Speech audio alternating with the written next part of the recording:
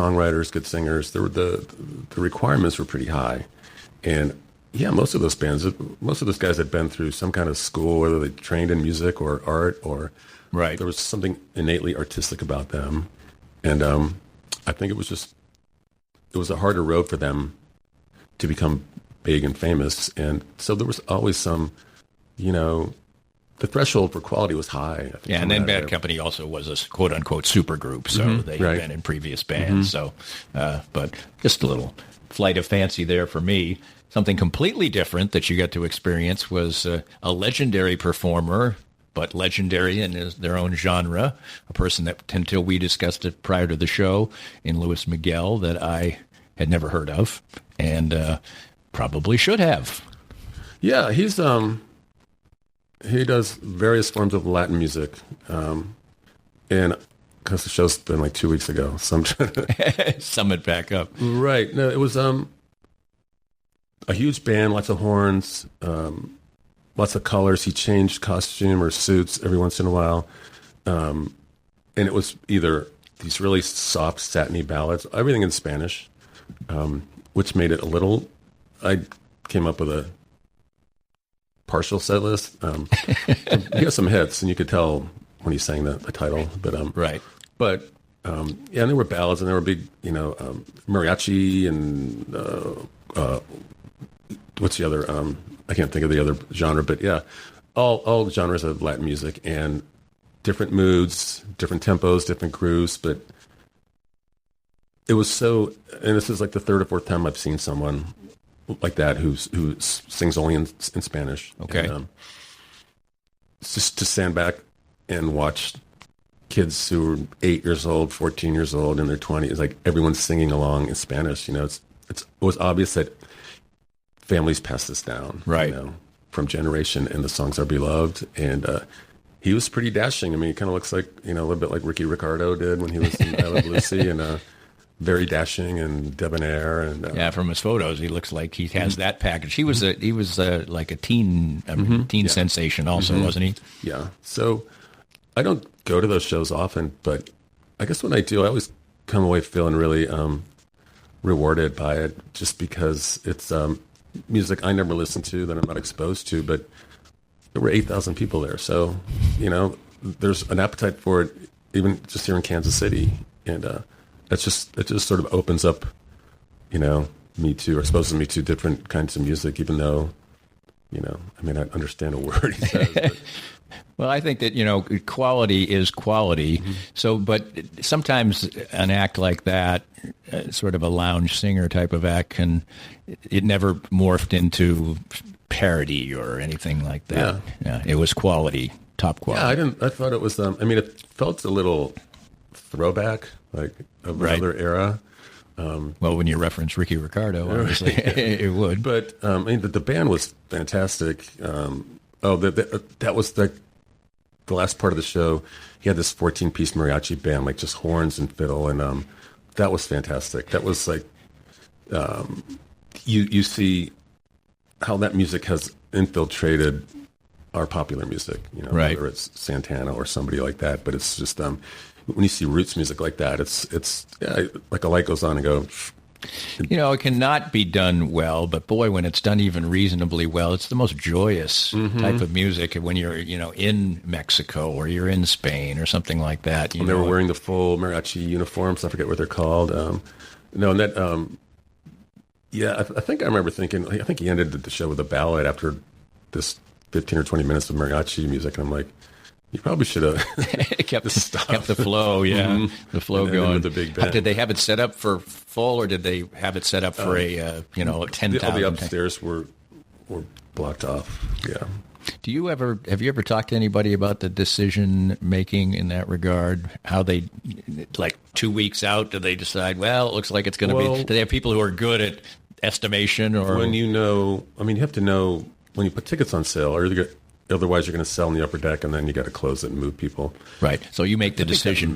But I think you see other shows and the tours, and it's a calculus. But those guys are pretty smart, and if it turns out you're going to sell more than the bowl, just open up.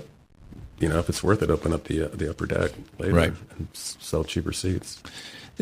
we referencing back to the Rickie Lee Jones show, and you had problems with your notes on your phone. And we were talking about the fact that you said you wish you knew you weren't going to do a review of it because you might have enjoyed the show more. I found now that, and of course at DannyClinkscale.com, I do a couple, 3, sometimes 4, usually not 4, movie reviews a month. And some of them are new movies. Some of them are old movies. But when I go to the movies now and I realize that I'm likely going to review the movie, it does take on a different feel. And I thought of you while I was watching Rocket Man, which is the latest one, that I sit there with a different kind of feeling when I'm working, quote unquote, right. than when and I have to say there's probably a 10 to 15% diminution in the enjoyment of what you're doing. Well, it's a completely different engagement. What's can be difficult for me, and this is an element at the Rickie Lee Jones show, which may be how my notes got screwed up, but I knew a lot of people there. Right. So, but I lock in every song and, take notes. And so there were interruptions, which if I'm not reviewing, I don't like to talk during a show, but if I do, I will go somewhere and make sure it's not loud and, say hi to somebody. But, yeah, that one night was a combination of that, seeing people, but you can't I don't want to be rude, but it's like, right. I'm working. Yeah, and I kind of got to watch because I've missed songs before because somebody's talking to me and then they're like, what did they just play? I don't know, there's a scorekeeping thing in baseball called WW. And instead of 6-3, but WW, that means I wasn't watching. Go back and fix it later. Right. But I have found that, and I'll be curious the next time I go to a movie, and I'm like, I don't think I'll do a review of this movie, whether it's enjoyable or not. But I really did think of you that way. How often, what percentage of shows through the years have you gone to that you knew you weren't going to review? That you said, or you just said, I'm not going to review this movie, this musical production, because I want to go as a fan. You make a conscious decision to go as a fan. I don't remember the last, but I've done that and sent somebody else in my place to review the show. Right. But I don't remember the last time because then I got to pay for the tickets. Yeah, I know how expensive they are. So, and then it's kind of like, well, do I want to spend a night off going to a show? Because, I got to go see 3 more this week. And so it isn't that often. Although, lately I've been going to smaller shows. And yeah, my stepson's in a band. I've watched that band play a few times. Right. And, but it's not that often. But I know when it does happen, it's a blast. It's especially if it's somebody I really want to see. Right.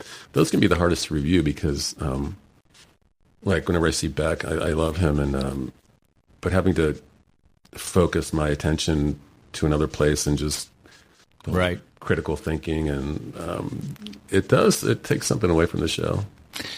Tim Finn is our guest, and of course he reviews most of the shows he sees, and he does it at In Kansas City Magazine. You can hear his musings as well with John Hart on 90.9 The Bridge, which is just a great stop anytime for anything. And we'll continue on our Arts and Lifestyles Wednesday, presented by the Exit Room of Lee Summit, coming up next. More of Danny's Reasonably Irreverent podcast after this.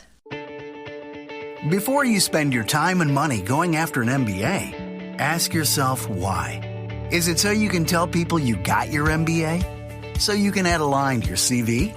So you can call it a CV instead of a resume? Truth is, any MBA will do that. On the other hand, if your goal is to learn how to successfully manage and grow a business with real-world insights from experienced professionals, well, consider getting your MBA from Park University. Our low student-to-teacher ratio gives you personalized attention. And our face-to-face and online classes offered in 8-week terms are designed with working professionals like you in mind. No wonder the Kansas City Business Journal ranks Park University as the top MBA program in the area. Classes begin June 10th at all 4 KC area locations: Parkville, Downtown, Independence, and Lenexa. Visit park.edu to get started. Get a refreshing change of your expectations of a sports bar and restaurant at the 23rd Street Brewery in Lawrence. Matt Llewellyn's welcoming spot at Clinton Parkway in Cassold covers all the bases, like their own handcrafted beers and all the televisions you need for great sports viewing, but it's the large, varied, and delicious menu that stands apart. From a favorite of mine like the awesome ahi tuna appetizer to great sandwiches, outstanding pizza, and truly fantastic entrees, the 23rd Street Brewery has it all. Matt and his friendly staff make it that much more enjoyable. Food until 10, fun until late. The 23rd Street Brewery is a can't-miss stop when you are in Lawrence. I was duped, and I recommend you be next. For better or worse, the ultra-realistic impression of me sits now in my wife's office to spook her on a daily basis. So what is Doob? D-O-O-B. It's the keepsake of a lifetime, a 3D-generated, incredibly lifelike figurine. 66 cameras take an image at exactly the same moment in any pose, and state-of-the-art 3D technology transforms that into exact replicas of you, anyone you know or love, a pet, whomever is close to your heart. Create lifetime memories with a Doob. Visit their Facebook page at Doob 3D Kansas City, or better yet, see their incredible creations. Visit their location down on the plaza in the heart of it at 231 West 47th Street in KC Mo. Doob, be next. Sumner One is the company to make your office maximize efficiency. Their family of companies make up one of the largest independent dealers of office technology in the Midwest. They are proud to bring the best service and technology to top companies across the region. Sumner One can help your organization run more smoothly than ever. Sumner One printers, copiers, MFPs, managed print services, document management, infrastructure design, IT services, disaster recovery, and business continuity. Welcome to the one place where everything works. For more information, call Carl Little at 913-752-2256. Back with Tim Finn on Arts and Lifestyles Wednesday, presented by the Exit Room Lee Summit. And we continue on looking ahead to some shows, and there's some really interesting stuff. And you can always catch the previews with Tim, and it's a good resource for you to say, hey, that's somebody I like and know, or hey, that little blurb there made me think that this is a place that I should be on a certain time. Well, what's surprising is how, I guess I assume shows are being promoted and advertised more than maybe they are. Because when I put up the little thing about Rickie Lee Jones a week ago, like 6 or 8 people responded like, I knew nothing about this show. Like, why did they announce this show? And stuff gets out there and gets announced, and people don't see it. I think one thing I think the Star has always done a great service. I still get the print edition of the Star, and they usually on heading into the weekend, although that weekend section has gotten a little dodgier as far as the time has gone on. But they used to, have a list of all the shows that were going to be everywhere, and sometimes I believe they still do, but I think less and less people maybe use that as a resource. So unless somebody sees an advertisement, like I'm on Knucklehead's mailing list, for instance, you can get caught off guard. Mm-hmm. Well, the Star used to run this thing called Ticket Alert, where they would post tickets going on sale, whatever, the next 2 days over the next weekend, and then a list of tickets that are already on sale recently. And that was a great resource for stuff that's had been announced, but it hadn't been announced months before, so you could catch up if you'd missed something. And I don't know if there's a list like that out there anymore. I haven't seen it. I think, you rely on like StubHub or something, but that's going to be like big shows. What you're talking about when something that, and if you're a music fan, you probably should like have Crossroads on your phone or whatever, or your mailing list or whatever.